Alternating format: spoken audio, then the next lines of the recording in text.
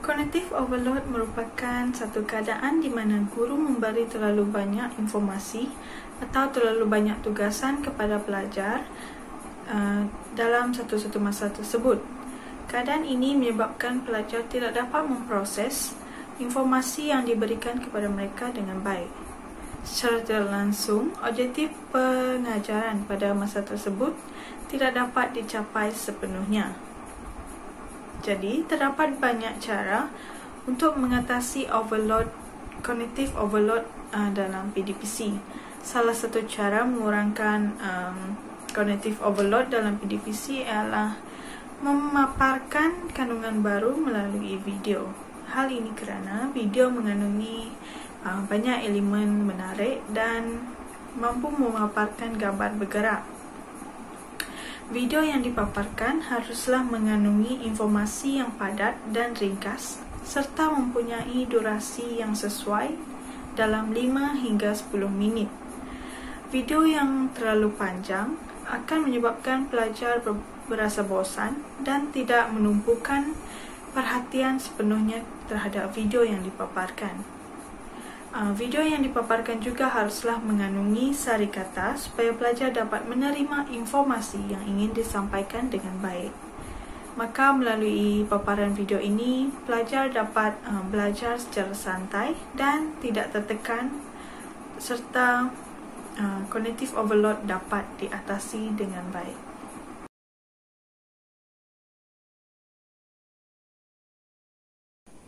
Pendekatan pengajaran merupakan satu pandangan bersandarkan ilmu terhadap mengajar. Pendekatan pengajaran merupakan satu falsafah yang digunakan dalam merealisasikan pengajaran. Pendekatan pengajaran memberi gambaran secara keseluruhan atau gambaran am dalam melaksanakan aktiviti pembelajaran. Terdapat banyak pendekatan yang sering digunakan oleh para guru, iaitu seperti pendekatan behaviorism, pendekatan konstruk, pendekatan kooperatif dan banyak lagi. Sebagai contoh pendekatan konstruk, guru akan mengajar berdasarkan apa ilmu yang telah pelajar ketahui sebelum ini. Sebagai contoh, guru akan menanyakan beberapa soalan berdasarkan topik yang diajarkan pada masa tersebut dan soalan tersebut akan dijawab oleh para pelajar. Melalui jawapan yang pelajar berikan, itu adalah merupakan pengetahuan atau ilmu sedia ada yang telah pelajar ketahui atau yang telah pelajar belajar sebelum ini. Kaedah pengajaran merupakan satu siri langkah-langkah prosedur yang teratur, sistematik dan terancang bertujuan memudahcarakan pembelajaran belajar. Dalam arti kata lain, kaedah pengajaran ini adalah langkah-langkah yang diambil untuk melaksanakan pendekatan pengajaran yang telah ditetapkan. Terdapat banyak kaedah pengajaran yang boleh digunakan dalam melaksanakan PDPC. Antaranya adalah induktif, didaktif, kooperatif, pemulihan konsep, dan banyak lagi. Pemilihan kaedah pengajaran haruslah dilakukan sesuai dengan gaya pembelajaran para pelajar dan haruslah pemilihan tersebut dipelbagaikan dan jangan hanya tertumpu terhadap satu-satu kaedah itu sahaja. Hal ini demikian supaya para pelajar dapat mengikuti aktiviti pengajaran dan pembelajaran secara lancar dan berkesan. Seperti yang kita tahu, para pelajar ini dia mempunyai pelbagai gaya pembelajaran. Ada yang lebih kepada visual, ada yang lebih kepada pendengaran, bahkan ada yang lebih kepada tingkah laku di mana mereka lebih gemar untuk melibatkan diri dalam aktiviti yang bergerak ke sana ke sini supaya mereka tak bosan begitu.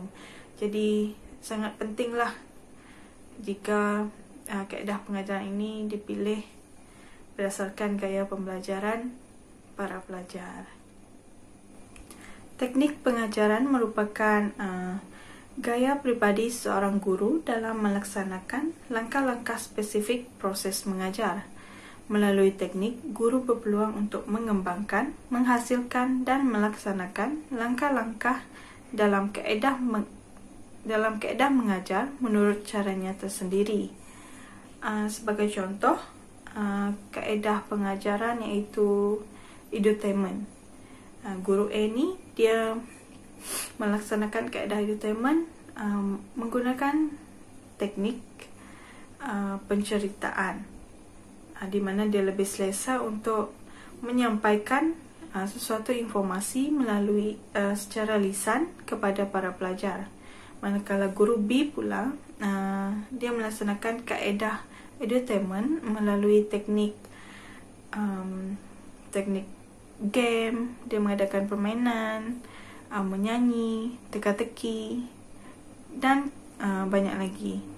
Jadi di sini kita boleh nampak perbezaan antara guru A dan guru B dalam melaksanakan kaedah edutainment melalui teknik-teknik pengajaran yang berbeza. Pemilihan teknik pengajaran ini adalah berdasarkan keselesaan dan kreativiti seseorang guru tersebut. Strategi pengajaran merupakan satu gabungan prosedur yang telah dikelompokkan dan disusun agar guru boleh mencapai hasil pembelajaran yang telah ditetapkannya. Strategi pengajaran ini lebih tertumpu kepada bagaimana seorang guru itu melaksanakan kaedah pengajaran, bagaimana guru itu menguruskan kelas dan menguruskan murid semasa PDPC dijalankan. Sebagai contoh, guru tersebut boleh meletakkan pelajar yang bermasalah seperti suka membuat bising, suka mengganggu pelajar lain dan tidak menumpukan perhatian dalam kelas. Guru tersebut dia boleh meletakkan pelajar ini duduk di hadapan kelas. Hal ini kerana supaya guru mudah untuk memantau tingkah laku pelajar ini dan menegur pelajar ini sekiranya dia membuat kacau seperti mengganggu pelajar lain sehingga pelajar lain tidak dapat belajar dengan selesa. Jadi dengan meletakkan dia di hadapan kelas, guru mudah untuk mengawal pelajar yang bermasalah ini. Jadi ini adalah merupakan strategi guru tersebut untuk mengawal keadaan kelas sepanjang PDPC dijalankan supaya aktiviti pengajaran dan pembelajaran dapat dijalankan dengan lancar.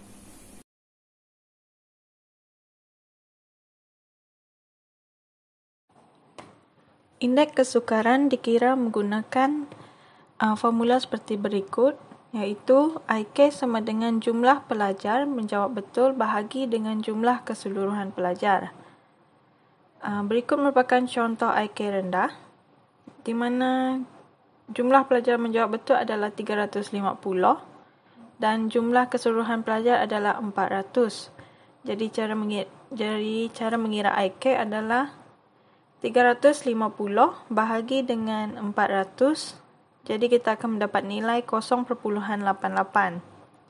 0.88 ini menunjukkan indeks kesukaran rendah kerana nilainya lebih daripada 0.66.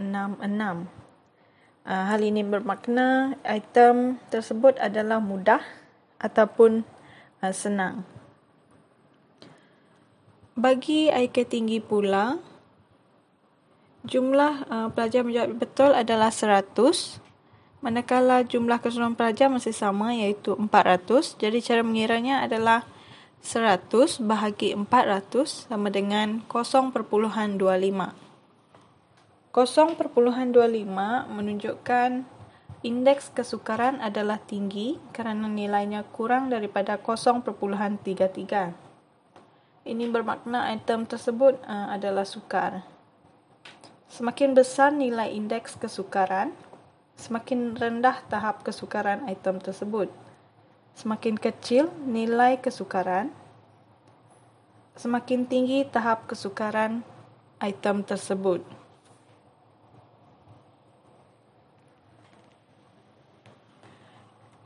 Indeks diskriminasi. Untuk mengira indeks diskriminasi, formulanya adalah ID sama dengan jumlah betul kumpulan atas, tolak jumlah betul kumpulan bawah, bahagi dengan jumlah pelajar dalam setiap kumpulan. Untuk dapatkan indeks diskriminasi, bahagi pelajar kepada dua ekstrim grup, top half and bottom half, atau top 1/3 and bottom 1/3, atau top 1/4 and bottom 1/4. Cara pembagian pelajar ini mengikut kesesuaian jumlah pelajar dalam setiap kumpulan. Cara mengira ID rendah adalah seperti berikut, di mana jumlah betul kumpulan atas adalah 50 orang, manakala jumlah betul kumpulan bawah adalah 40 orang. Jadi 50 tolak 40, 10. 10 bahagi dengan 50 dapat 0.2. Kenapa bahagi dengan 50? Sebab kumpulan atas kita ambil senarai 50 orang, dan kita juga mengambil senarai pelajar yang paling bawah 50 orang juga. Sebab tu kita bahagi dia dengan 50. Jadi nilai 0.2 menunjukkan ID rendah kerana nilainya kurang daripada 0.30. Keadaan ini bermakna item tersebut kurang diskriminasi dan perlu dibuang atau dihapuskan. ID tinggi pula, cara mengiranya adalah masih sama menggunakan formula yang sama. Contoh di sini adalah jumlah betul kumpulan atas adalah 50 orang. Jumlah betul kumpulan bawah adalah 10 orang. Jadi 50 tolak 10 bahagi dengan 50, kita akan mendapat 0.8. Nilai 0.8 menunjukkan ID tinggi kerana nilainya lebih daripada 0.4. Hal ini bermakna item tersebut amat diskriminasi.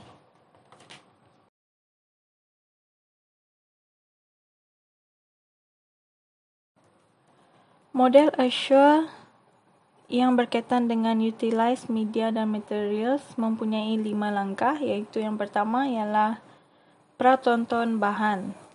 Guru perlu menonton bahan tersebut terlebih dahulu bagi mengenal pasti kesahihan dan kesesuaian bahan tersebut digunakan dalam proses PDPC. Contohnya guru dia mencari bahan di dalam internet, dan bahan yang dia jumpa tu dia mesti analisis, kaji dahulu, dia mesti tengok sesuai ke tak bahan tersebut digunakan dalam PDPC. Macam tu. Jadi yang kedua adalah sediakan bahan. Bahan yang digunakan perlu disusun mengikut susunan penyampaian yang betul. Guru perlu praktik terlebih dahulu sekiranya tidak mahir menggunakan bahan tersebut. Contohnya, sekiranya guru dah sediakan banyak bahan, guru perlu susun terlebih dahulu bahan tersebut supaya proses pengajaran dan pembelajaran dapat dijalankan dengan lancar, dan bahan tersebut juga dia teratur mengikut perancangan kelas yang guru dah rancang sebelum dia masuk kelas tu macam tu. Yang ketiga adalah sediakan persekitaran pembelajaran. Persediaan ini penting bagi mewujudkan penggunaan media dan bahan secara maksimum, serta maklumat dapat disampaikan dengan berkesan. Yang keempat pula adalah sediakan murid.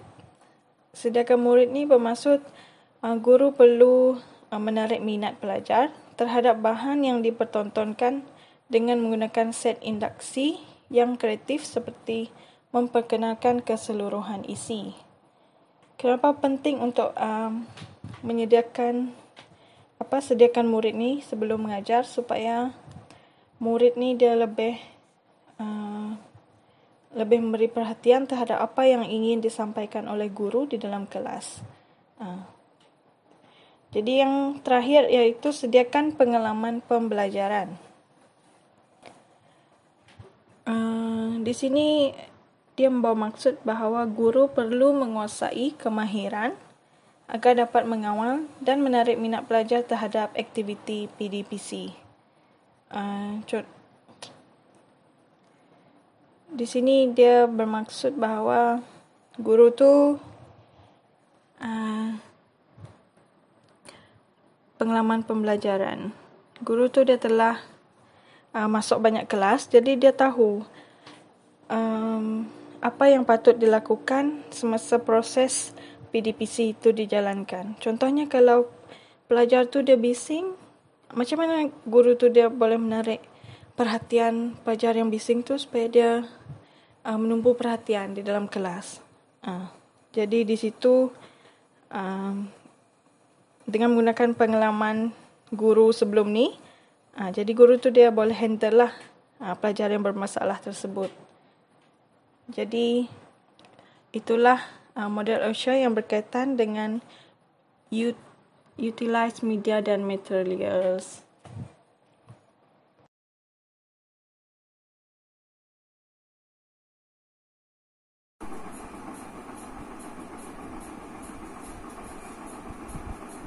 Terdapat 5 prinsip multimedia, iaitu multiple representation, split attention, contiguity, individual differences, dan coherent. Prinsip multimedia yang saya pilih adalah multiple representation principle. Semasa menggunakan prinsip multimedia ini, saya menerangkan topik pembelajaran dengan menggabungkan dua media. Yang pertama, para pelajar perlu mendengar penerangan secara lisan daripada guru, dan pada masa yang sama para pelajar akan dipertontonkan media berkenaan dengan topik yang akan dipelajari pada hari tersebut. Sebagai contoh, saya akan menayangkan video berkaitan dengan topik pengangkutan. Semasa ataupun selepas video tersebut ditayangkan, saya akan menerangkan dengan lebih terperinci berkenaan topik pengangkutan yang ditayangkan melalui video tersebut. Bahkan semasa memberi penerangan kepada pelajar, saya akan menggunakan bahasa yang lebih mudah difahami dan bahasa yang lebih ringkas supaya pelajar dia boleh memahami, bahkan boleh menangkap isi penting yang disampaikan melalui video yang ditayangkan tadi. Jadi melalui ini para pelajar dapat meningkatkan pemahaman mereka terhadap topik pengangkutan tersebut. Jadi prinsip multimedia, multiple representation ini sangat berkesan digunakan dalam PDPC tersebut. Guru akan memberikan tugasan atau aktiviti secara kumpulan maupun secara individu di mana ia akan dilakukan sebelum PDPC ditamatkan. Guru boleh menggunakan TMK untuk mencari maklumat dengan lebih mendalam bagi mencipta atau menghasilkan soalan pentafsiran pelajar. Melalui sumber yang sahih, guru dapat membina soalan yang berkualiti dan dapat menilai pencapaian pelajar dengan berkesan. Jadi TMK ini sangat membantu guru dalam mengesan bahkan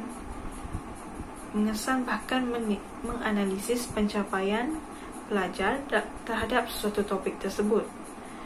Bahkan TMK ini juga dapat membantu guru mengesan pelajar yang lemah, dan pelajar tersebut perlu dibimbing supaya dia dapat mencapai tahap sama seperti pelajar lain.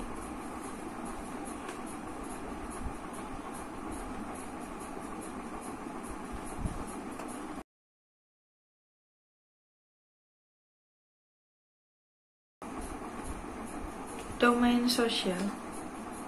Domain sosial ini diperkenalkan oleh Detmers 1997 yang mencadangkan satu domain khusus untuk hubungan sosial atau tingkah laku sosial.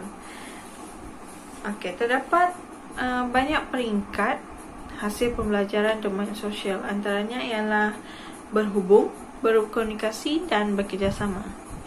Berhubung di sini membawa maksud cubaan seseorang individu untuk membuat kontak dengan individu lain, seperti eye contact ataupun kontak mata. Contohnya pelajar A, dia membuat eye contact dengan pelajar B, dan seterusnya mereka akan saling bertukar senyuman, dan seterusnya pelajar A akan menanyakan soalan kepada pelajar B seperti siapa nama, tinggal mana. Jadi di sini kita boleh lihat dari kontak mata itu dia akan bertukar menjadi sebuah komunikasi. Seterusnya hasil pembelajaran domain sosial dan seterusnya adalah berkomunikasi. Berkomunikasi di sini membawa maksud keinginan seorang individu itu untuk memberi atau menerima mesej. Memberi atau menerima mesej.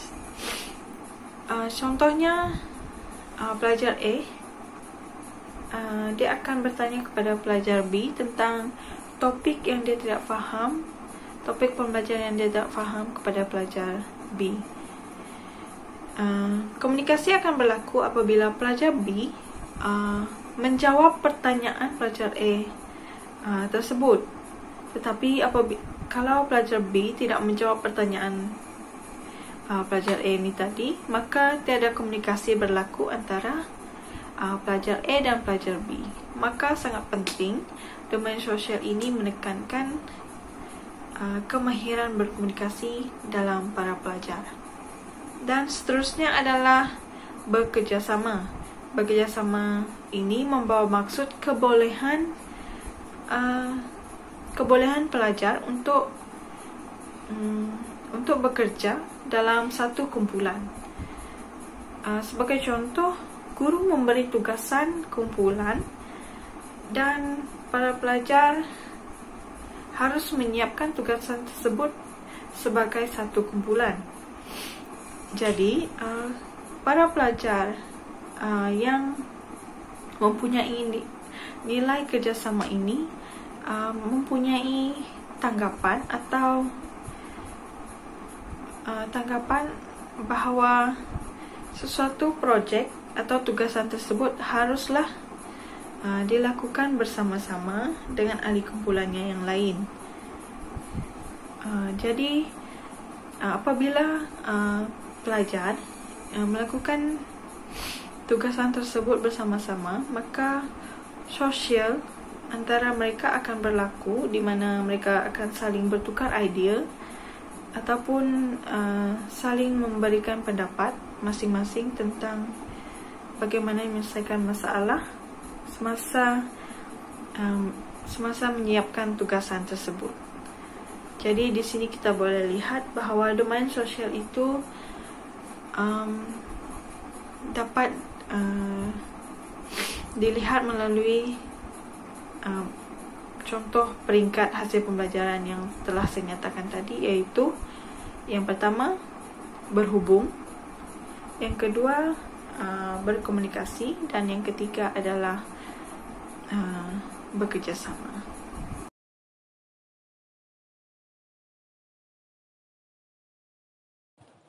Hasil pembelajaran merupakan satu penyataan yang menetapkan pengetahuan, kemahiran, dan sikap serta nilai yang diingini hasil daripada aktiviti pembelajaran. Jadi bagaimana menulis hasil pembelajaran yang baik? Jadi di sini terdapat 5 komponen, iaitu yang pertama Frasa merujuk kepada kumpulan sasaran. Kumpulan sasaran ini dia menyatakan siapa yang sepatutnya mencapaikan hasil pembelajaran yang diharapkan. Jadi dalam konteks kita, yang mencapai hasil pembelajaran adalah pelajar. Yang kedua adalah kata kerja aktif. Kata kerja aktif yang digunakan mestilah boleh diukur, boleh diperhati dengan lebih spesifik.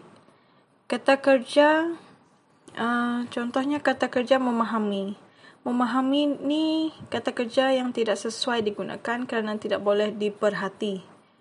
Antara contoh kata kerja aktif yang boleh digunakan adalah mendefinisi, menganalisis, menyatakan, menyenaraikan dan sebagainya. Yang ketiga, objek. Objek bagi kata kerja yang menunjukkan tindakan ke atas apa. Contohnya, menyenaraikan perbezaan hal laju dan laju. Hal laju dan laju tu adalah objek bagi kata kerja. Yang keempat adalah konteks atau keadaan, di mana ia menyatakan apa atau keadaan yang bagaimana tindakan yang diinginkan itu perlu dilakukan.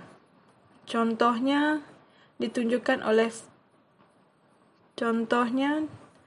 adalah seperti mengukur panjang meja dengan menggunakan tali.